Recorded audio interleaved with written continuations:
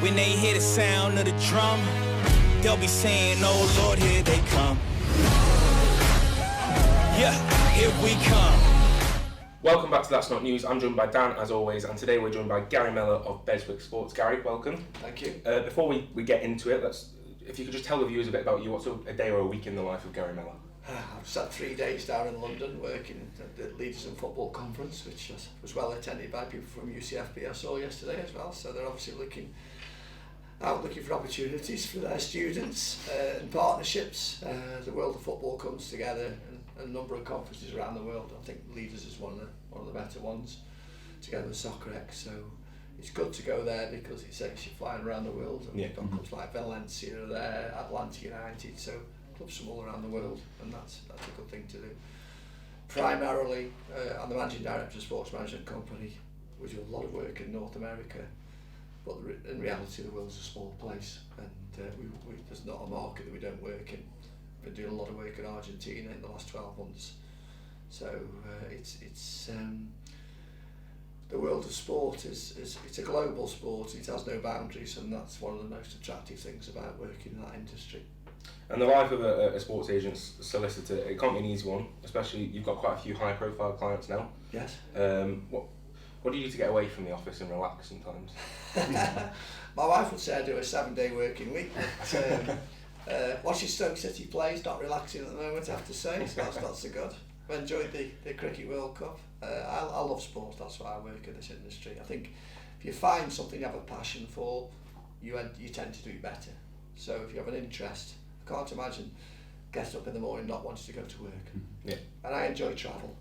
So it's a good job. Well, if you go to a meeting with DC United, I'll always try and find a couple of hours at the end of the day and have a walk and see the White House and see the Mall and see the rest of the city. Because if you don't understand the city you're looking to work in, then I think that's not healthy.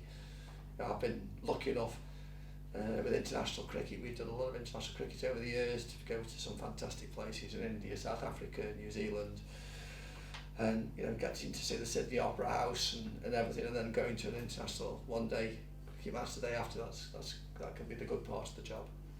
So bringing it back to the day job, we're going to talk about some of your clients, if that's okay. So Joe Rodriguez got his move back to Burnley in the summer. How happy were you to get that deal done, and how happy was he to go back to Turf Moor? Yeah, I think he's gone home, hasn't he? Which I think is nice. Jay had a phenomenal. We moved Jay from Burnley many years ago to Southampton, where he played for Maurizio Pochettino. Got himself into the England squad. Was the leading English goal scorer in the Premier League when he got his injury at Manchester City.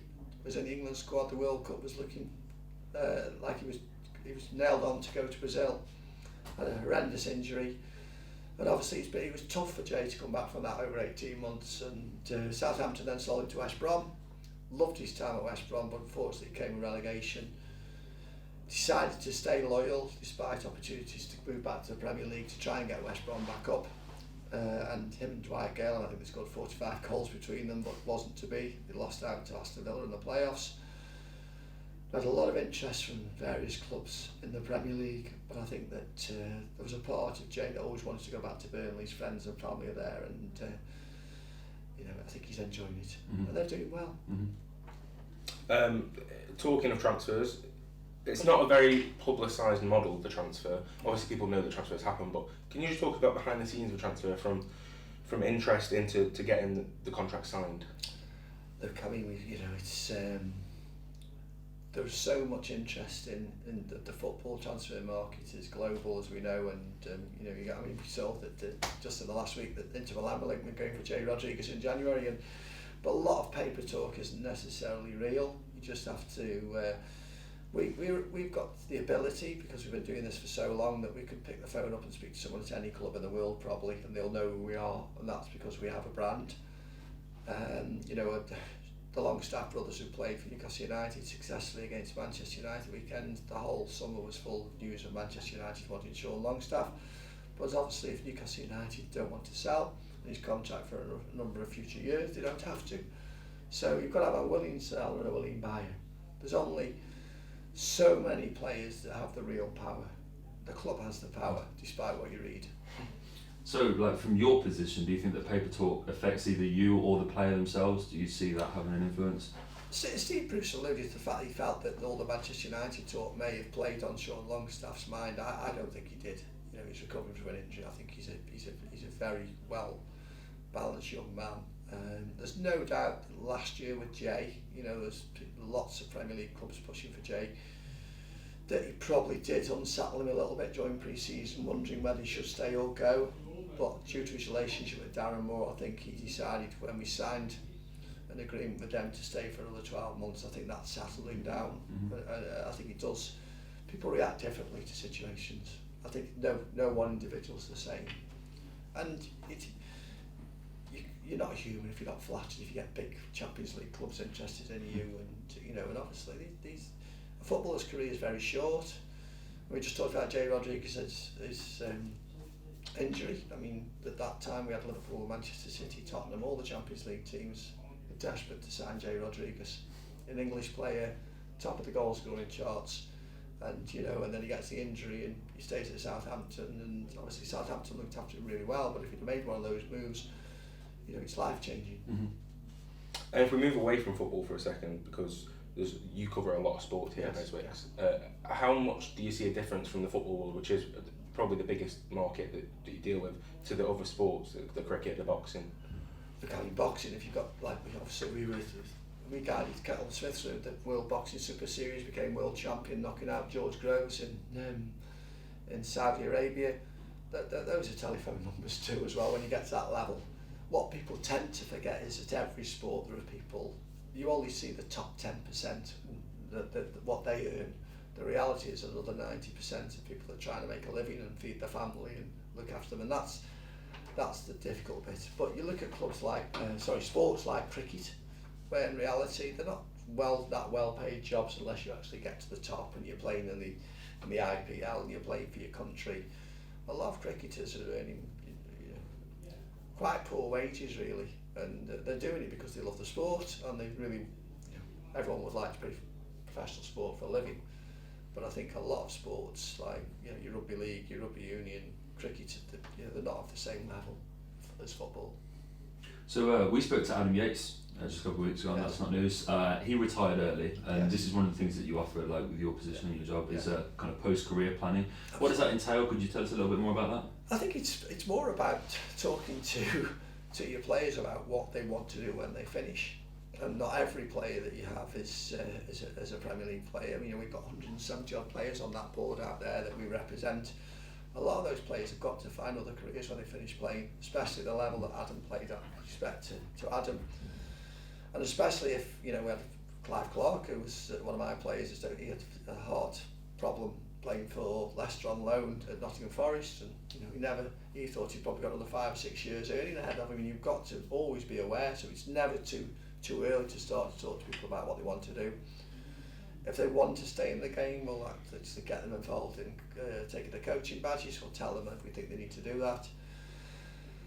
Some people think that they don't want to stay in the game, and then when they finish, they realise they don't want to do anything else. And people.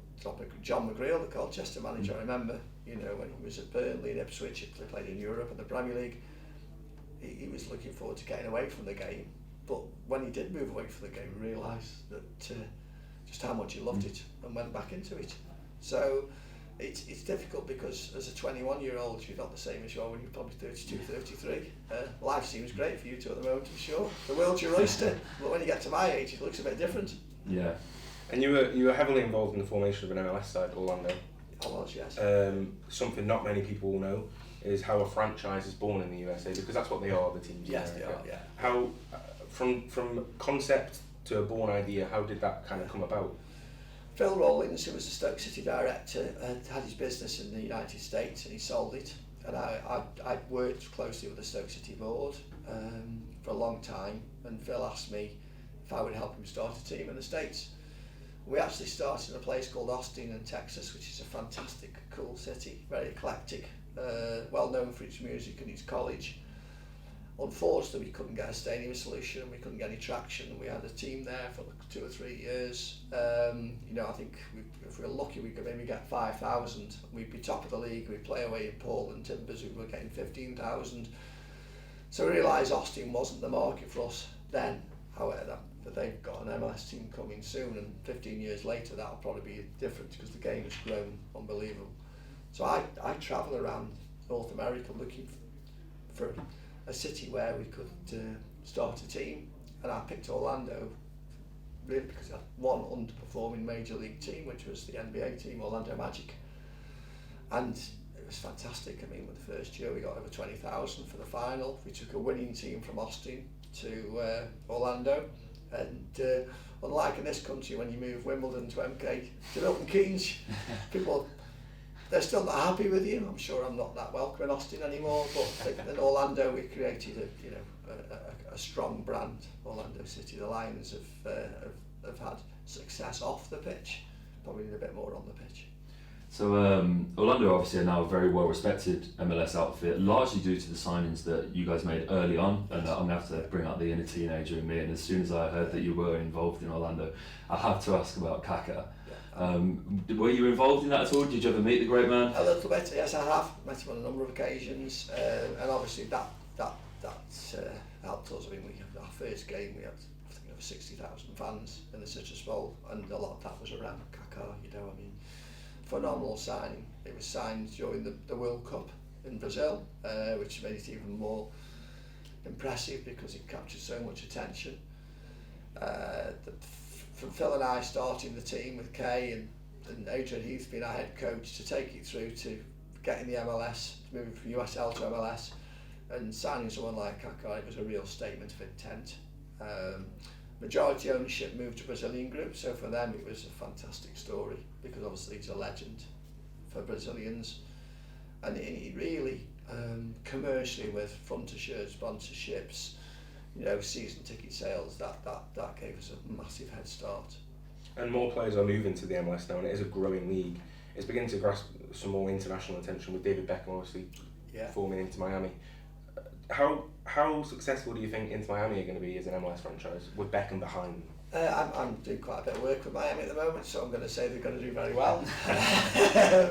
But I think that you look at sports markets like Atlanta and Miami, and I looked at those markets before we went to Orlando, when they've got a number of major sports, and not all of them draw well. And I think, obviously they have baseball, NFL already, and NBA in Miami, so that's going to be a big challenge because there's a lot of competition for the sporting dollar.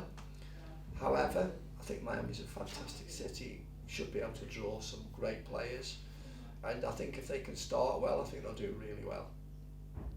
And so the MLS differs from the UK leagues in the way that the league formats has no promotion and relegation. Yes. Do you think there's a future for that in the MLS, and do you think it would improve the game necessarily? I think the difficulty with, we talked about the franchise system, and it's probably a question I didn't answer very well, sorry Jack, but you buy a USL franchise now in the USL Championship and you'll pay $10 million, and you buy an MLS franchise, the next one's probably going to go for about $250 million to $300 million. So if you're spending $300 million and then you get relegated to a league where someone's just paid 10 to 15 million, you're probably not going to be very happy.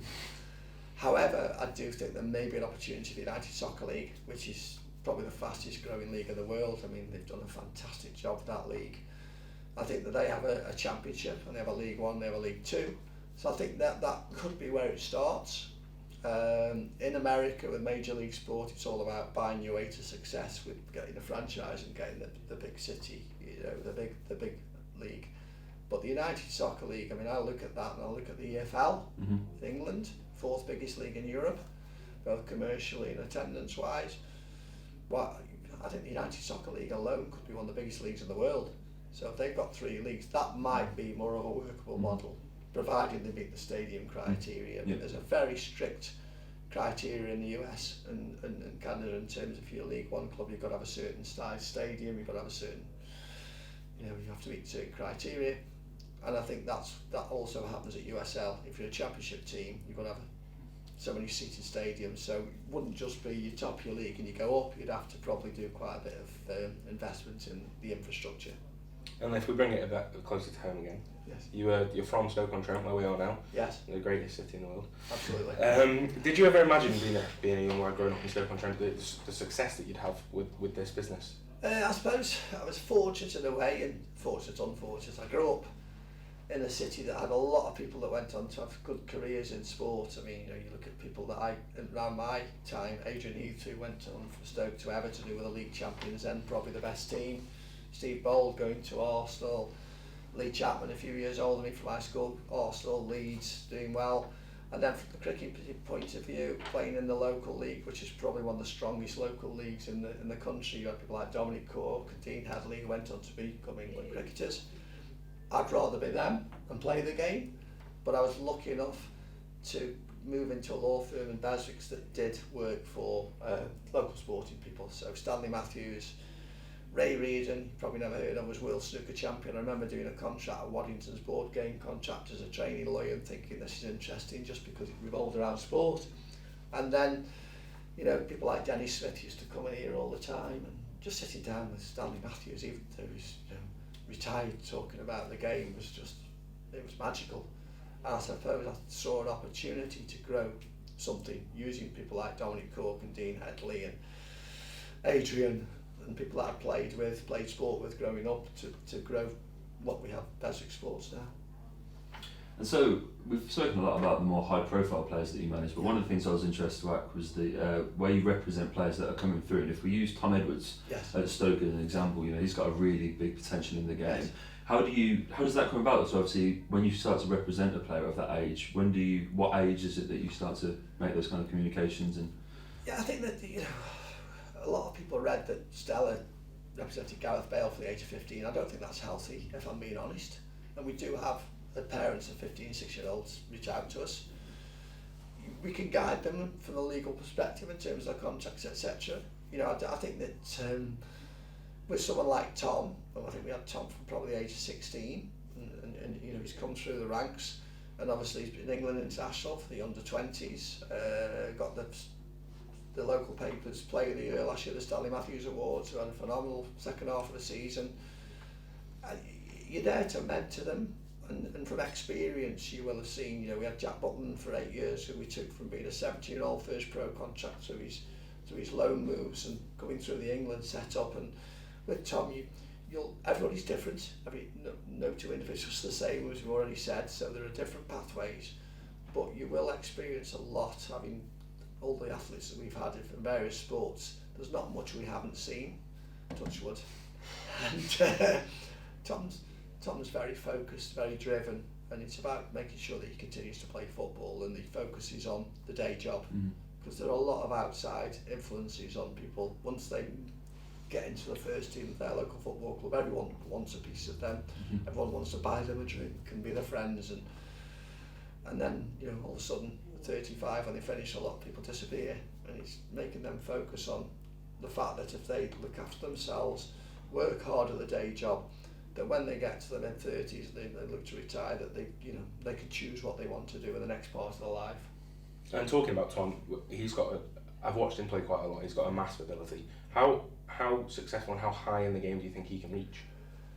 I think he's shown he can play at Premier League level. I mean, he played, he had a baptism of fire. I think, we talked about Matthew Longstaff getting his debut against Manchester United and scoring. Tom's first game for Stoke City was Manchester City away. He was probably top 2 in Europe at the time.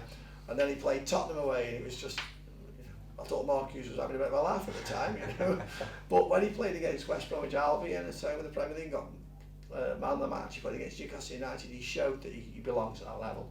I firmly believe he does. I think he's in a good place at the moment.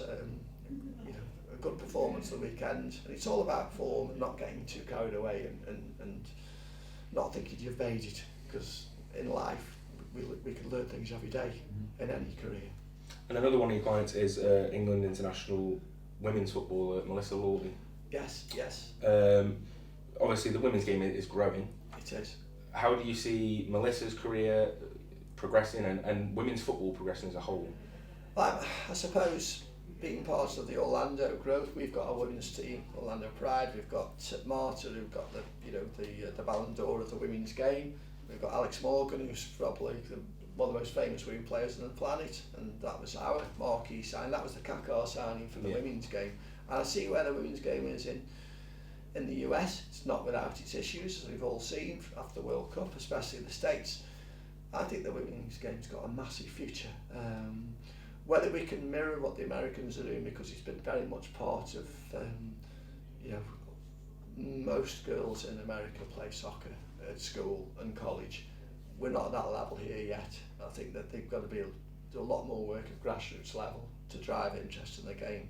But I think for everyone's sake, I hope it's successful, because the more people participating and taking part in the sport, the healthier people will be. So the Women's World Cup was obviously quite a milestone in terms of the women's game, and I think it was hugely important in terms of the recognition, starting to get what it deserves. But do you think it is how ingrained it is in America? You spoke about young girls growing up playing soccer. Do you think that's the difference as to why they're probably more advanced than, say, in England here, where it's probably not, with girls growing up, so important to them? I think so. It's getting there. I know that I've got young girls at school in Stoke at the moment, and I know that there's a girls team at Ash Green, and I know that they have girl coach. I think that's great. I really do, because you want them to grow up playing sport, don't you? And we'll talk closer to home, Stoke City, where these teams actually progressing really well now. Yeah. It's the teams like Stoke that are probably going to boost the reputation of the game. Obviously, Manchester United, Manchester City have got women's teams, but what they need is the teams in the lower leagues, the championships, to boost it as well. You do. Well, the game has to be played in every part of the country to be successful, doesn't it? And I think if you've got teams in Barnsley and Leeds and Luton, Watford, Bournemouth, the game's going to grow. And we wouldn't. The biggest issue with running a team in America is finance because of travel. When we had the team in Austin, our closest game was Minnesota. We were spending close to $1 million in travel expenses. So if you start a women's team in the States, you've got big pockets. Whereas here, we can go everywhere by coach. So the league has a chance to take off if they do it properly. So the American game, not just the women's but the men's game as well, the sport of soccer is growing quite quickly. Do you see more players from Europe now starting to look at America as a place where they'd like to go and play, and is there a growing interest in players to go and play out there? Our phones never stop ringing about players interested in going to play in America. We did Jack Price to Colorado from Wolverhampton Wanderers. I think they paid about $800,000 for him, and he's been their MVP, which will be player of the season to you and I.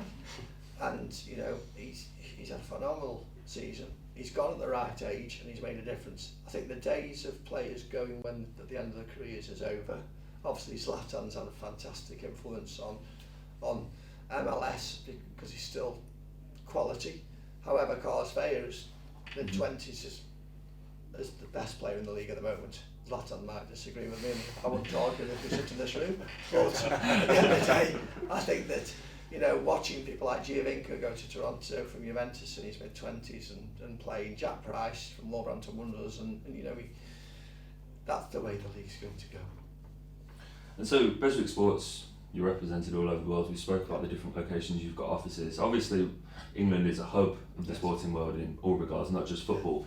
Is it different in other areas of the world as to how you do business when, obviously, because we come from such a superpower here where football is obviously so established, is it different in other parts of the world? Oh, absolutely, yes. I mean, I remember I cut my teeth properly and learning how to negotiate and doing deals in India in the early 2000s, late 90s with the Indian cricket team. That was hard. That was really hard.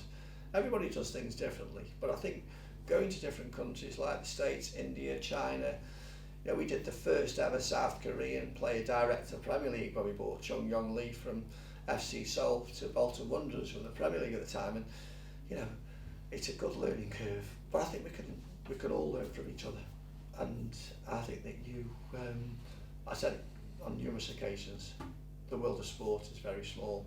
It's a global game, whichever game you follow.